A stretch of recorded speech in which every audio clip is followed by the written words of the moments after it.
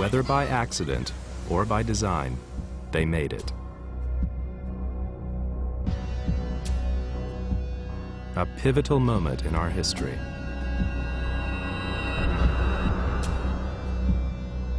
The quantum leap in our thinking strikes again.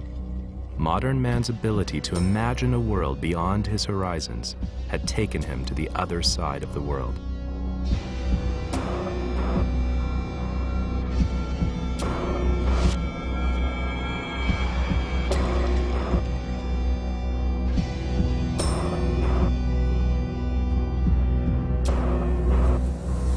Although we have no direct evidence for the methods used by these coastal migrants to reach Australia, reach it they did by around 50,000 years ago. And we have a clear genetic trail leading out of Africa along the entire route. But that only accounts for around 10% of the world's population. The other 90% took a different route, and that's where we're headed next. The descendants of this second wave of explorers would become Europeans, Asians, and Native Americans. The odds of survival were close to zero. How did they make it? How will I ever make it?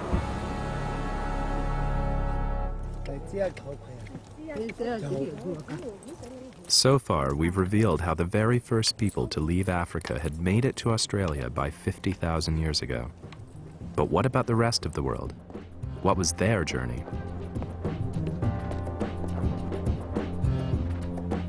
This fridge contains blood samples from populations scattered across the globe. Chinese, Russian, Native American, European, Indian, they're all represented here, and they share one thing in common.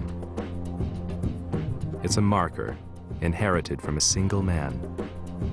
We've discovered that this group was the second to strike out from Africa, and they took a different route, to the Middle East.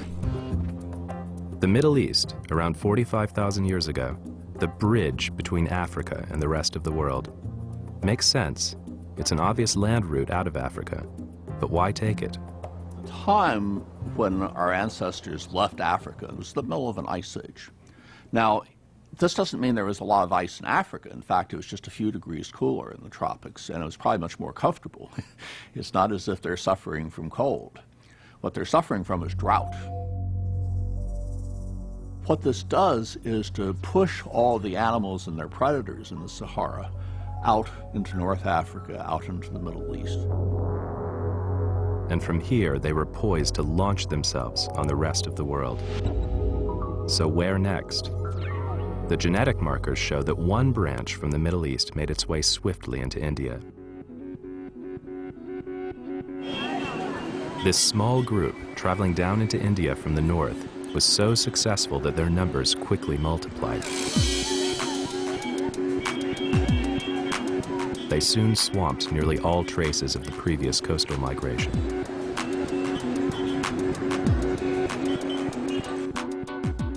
A second wave headed for China. Here, bounded by sea and mountains, they remained in isolation, developing a distinctive appearance. They were also to become the largest nation on Earth.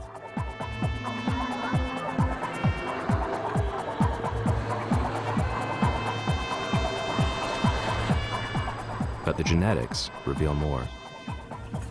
It appears that East Asia was settled by two waves of migration, one going to the north and one going to the south of these mountain ranges, a bit like an ancient genetic pincher movement, still visible in the blood of the people living there today.